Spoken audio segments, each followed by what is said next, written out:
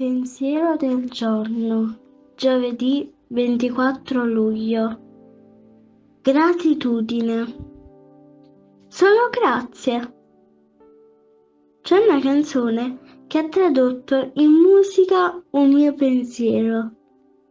Recita così: quando sarò davanti alla tua porta e mi chiederai come mi chiamo, non ti dirò il mio nome, ti dirò solo grazie per tutto e per sempre.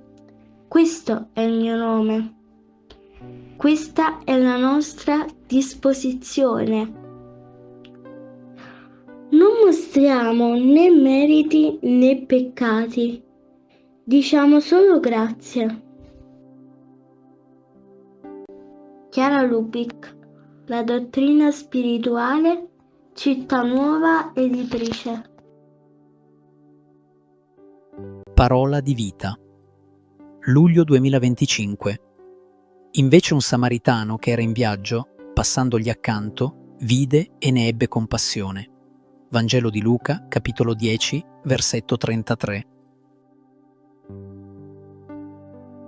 Ciao, se ti è piaciuto questo video, metti mi piace, dito in alto, e iscriviti al canale. È libero, gratuito e senza alcun impegno.